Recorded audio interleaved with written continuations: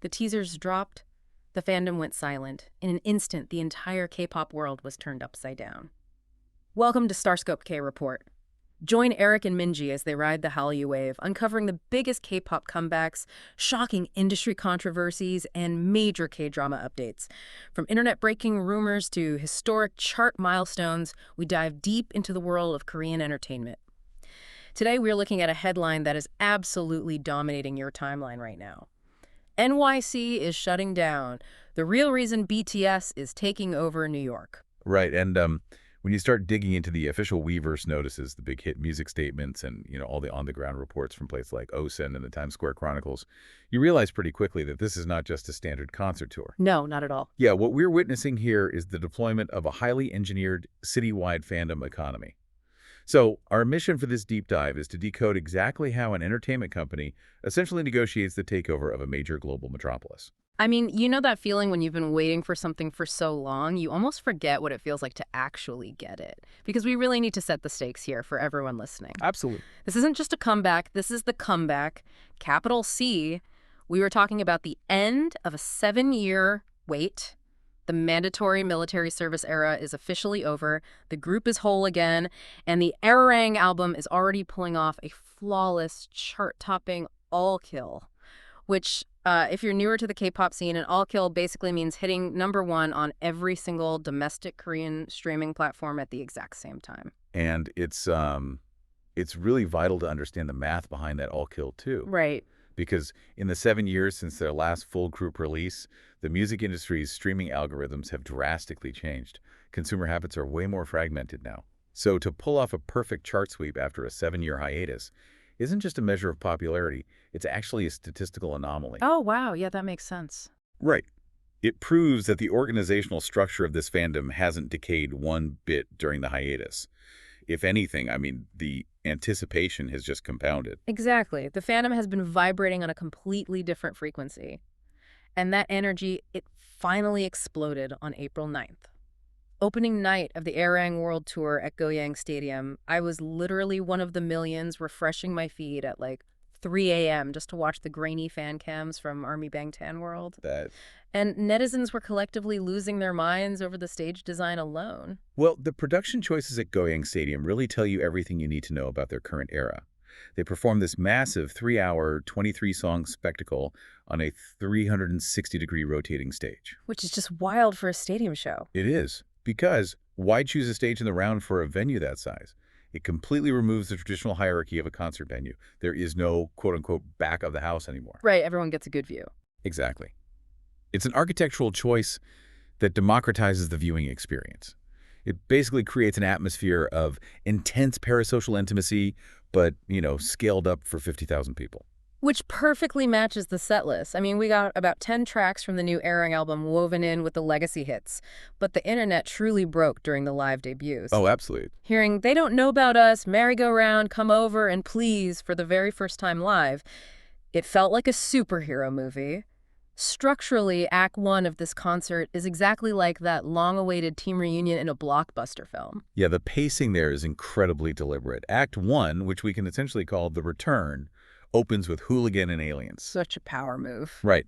By starting with brand new tracks before moving into a remix of Run BTS, they are firmly anchoring the audience in their present identity. They're saying, we aren't just a nostalgia act, we are moving forward. And then they hit you with the emotional vulnerability of, "They don't know about us." It just draws you all the way in. But then they flip a switch. They really do. Because Act 2 is designed to completely overwhelm your nervous system, they go from the new tracks, 2.0 and normal, directly into Not Today, which they haven't performed since 2021. And let me tell you, when RM delivered those opening lines, it was a literal declaration. Yeah, the energy shift is massive. Not Today is the ultimate anthem about survival and refusing to lose. Seeing all 7 of them perform it together after a 7-year hiatus, the subtext was deafening. They absolutely leveraged that subtext to maintain an elevated BPM throughout that entire section. From an analytical standpoint, the most fascinating moment of the night was the transition where they blended the new track, FYA, directly into their classic hit, Fire. Oh my gosh, I'm so glad you brought that up because that transition was completely seamless. Right. And it was so metaphor heavy. Musically, it's a masterstroke of BPM matching and thematic continuation. But psychologically, it's a transfer of kinetic energy. They are taking the literal new heat of FYA and bleeding it into the legacy of fire. Wow. It essentially shows the audience that the foundation hasn't changed, but the execution has evolved. And after they push the crowd's energy to the absolute limit, they have to bring everyone back down to earth for the encore. This was the tearjerker post-credits scene for sure. We got Butter, Dynamite, and then out of nowhere, I Need You. Which, again, first time since 2021. Exactly. The nostalgia hits so hard. And they close the entire night with Into the Sun, Under a Sky Full of Fireworks. Into the Sun is such a brilliant thesis statement for the concert, too. If you look at the repetition in the lyrics, it creates this hypnotic sense of collective comfort. It's really a masterclass in audience emotional management. Emotional management. Yeah, because you never want to send 50,000 people home feeling aggressive or completely exhausted. You want to send them home feeling uplifted and connected. And that's a beautiful thought. But here is where I have to step in and play the absolute skeptic for a second. Oh, here we go. Because a 3-hour stadium show is incredible, yes. But taking over the literal infrastructure of New York City. The energy of this tour is spilling out of MetLife Stadium, where they play August 1st and 2nd, and it is fundamentally altering Manhattan. It really is. And you just have to wonder, how on earth do you annex Grand Central Terminal without causing an absolute logistical nightmare for the locals? It's a highly valid question. You were talking about the City project, and for context, HYBE has previously negotiated these massive takeovers before. Right, like in Vegas. Exactly. They illuminated Seoul's historic Sungyemun, they dominated the Las Vegas Sphere, and they rebranded the London Eye. But BTS, the City ARIRANG-New York, which runs from July 24th to August 3rd, is arguably their most ambitious undertaking, mostly because of the sheer density of New York. Right. I mean, Grand Central Terminal has a daily foot traffic of around 750,000 commuters. These are people just trying to get to work. How does an entertainment company take over the main hall without infuriating half of Manhattan? Well, it requires unprecedented municipal cooperation. They don't just show up with a bunch of posters, This is a negotiated cultural festival that actually benefits the city's transit and tourism sectors. Okay, that makes sense. Yeah, so from July 30th to August 3rd, they are wrapping the halls in signature red ARIRANG posters. But the genius really lies in Vanderbilt Hall. They are transforming it into an offline hub called Army Madang. This is the part that had me literally screaming when the Weavers notice dropped. Because they aren't just selling T-shirts you can customize. They are exhibiting the actual physical stage outfits from the 2019 Wembley Stadium Love Yourself, Speak Yourself tour right there in the terminal. Which is a textbook example of high-level nostalgia marketing. Yeah. Wembley was the watershed moment of their global ascension in the previous decade. Absolutely. So by placing those specific garments in the center of Grand Central Terminal, they aren't just displaying old clothes. They are building a physical, psychological bridge between their historic milestones and their current domination. It triggers a profound emotional response in the consumer, which directly drives engagement with the current era. It's brilliant, and they aren't stopping at transit hubs either. They're taking over Rockefeller Center. The top of the Rock observation deck is being drenched in the album's signature red with a massive ARIRANG logo plastered right on the terrace. Yeah, you can't miss it. Plus, they've partnered with big bus tours for special double-deckerettes through Times Square, the Empire State Building, and Koreatown.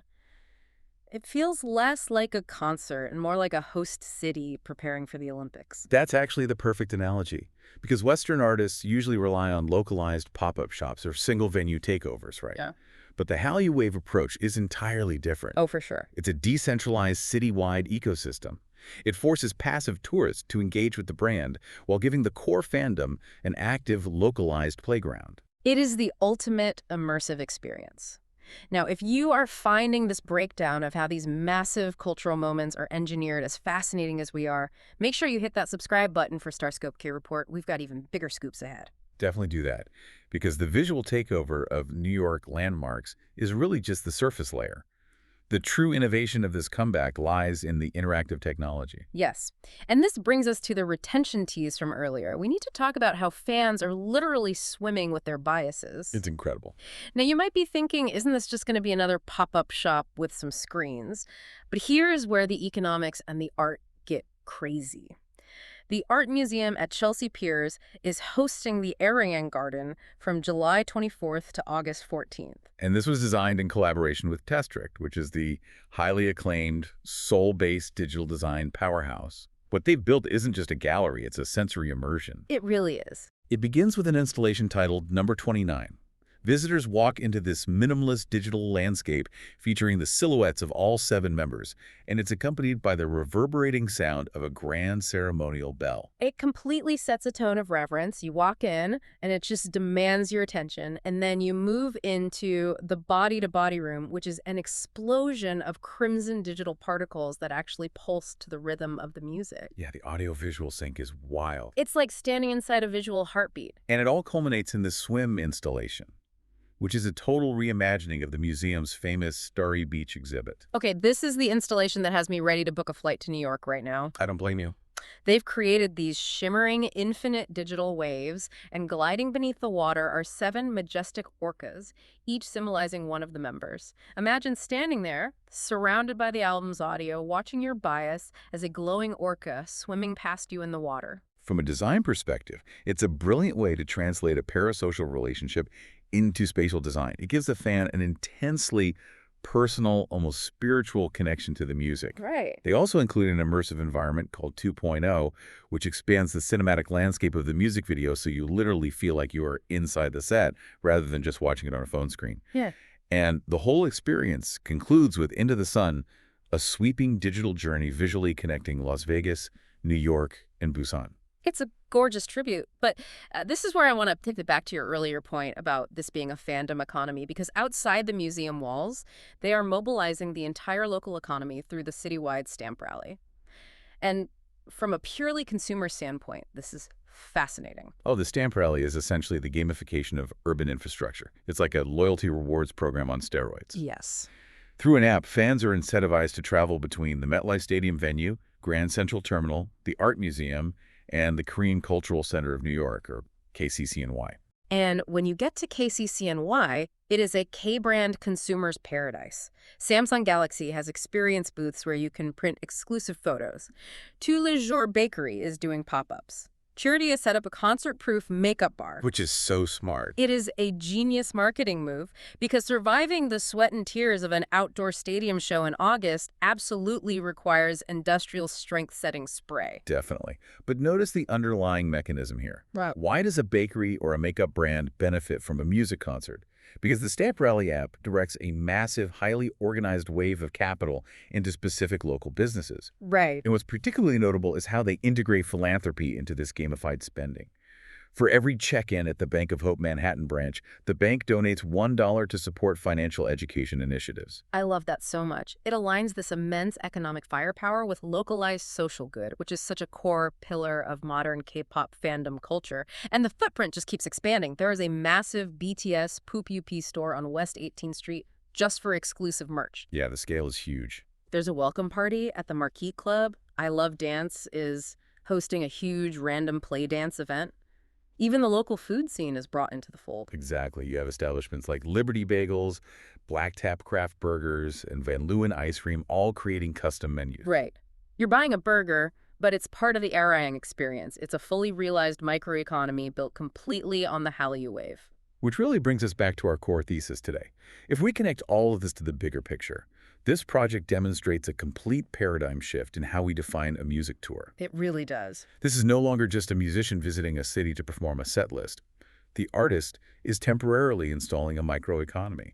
They essentially negotiate to retheme the infrastructure of a major global metropolis, Yeah. which turns a standard 2-day concert event into a multi-week economic boom for the city's local businesses, its transit system, and its hospitality sector. It is absolutely brilliant. But, it is also a little terrifying if you are a traditional concert promoter. Which leaves you with something to really think about. If a K-pop group can effectively deploy this level of municipal cooperation and gamified economics, turning New York City into their own personal festival ground, what does this mean for the future of the music industry? That is the multi-million-dollar question right there.